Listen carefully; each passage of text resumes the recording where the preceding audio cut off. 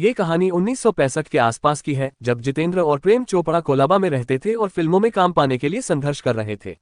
दोनों एक दूसरे को जानते थे लेकिन दिखाते ऐसे थे जैसे काम की कोई कमी नहीं। एक दिन प्रेम चोपड़ा ने जितेंद्र से कहा, एक ही जगह जाते हैं काम ढूंढने, क्यों ना एक ही गाड़ी में चले, खर्चा बन जाएगा। जितेंद्र मान गए और तय हुआ कि जिसकी गाड़ी होगी उसी का खाना भी होगा। धीरे धीरे दोनों अच्छे दोस्त बन गए। एक दिन काम की तलाश में जाते हुए सड़क पर दो लड़कियां दिखीं, एक बेहद खूबसूरत और दूसरी सामान्य सी। प्रेम चोपड़ा ने गाड़ी रोकी और उन्हें लिफ्ट दी। जितेंद्र ने चालाकी से खूबसूरत लड़की को पीछे बिठा लिया और दूसरी को प्रेम चोपड़ा के साथ आगे। प्रेम चोपड़ा को ये बात खटकी पर दोस्ती के चलते चुप रहे, बस तमिल में गालियां देने लगे। लड़कियों ने पूछा कि वो क्या कह रहे हैं।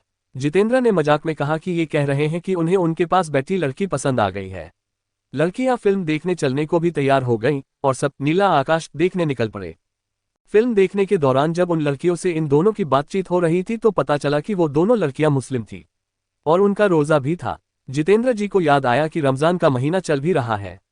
वो लड़कियां भी चालाक ही रही होंगी शायद। उन्होंने भी कह दिया कि हम लोग इफ्तार तुम दोनों के साथ ही करेगी। उन दिनों प्रेम चोपड़ा और जितेंद्र दोनों ही फिल्मों में काम करना शुरू तो कर चुके थे, लेकिन वो फाइनेंशियली इतने मजबूत भी नहीं हुए थे कि राह चलती लड़कियों को आराम से दावत दे दें। तो जब उन लड़कियों ने इफ्तार कराने की बात कही तो इन दोनों के गले सूख गए। ये दोनों परेशान हो गए। जब इंटरवल हुआ तो प्रेम चोपड़ा जितेंद्र को एक साइड ले गए और बोले कि मेरे पास इतने पैसे नहीं हैं कि इन लड़कियों का इफ्तार का खर्च उठा सकूं। जितेंद्र जी बोले कि पैसे तो मेरे पास भी नहीं हैं। तब इन दोनों ने फैसला किया कि लड़कियां भीतर सिनेमा हॉल में हैं, हम यहीं से चुपचाप खिसक लेते हैं, नहीं तो बेइज्जती हो जाएगी। और आखिरकार दोनों सच में इंटरवल के बाद सिनेमा हॉल में लौटे ही नहीं, वहीं से चलते बने।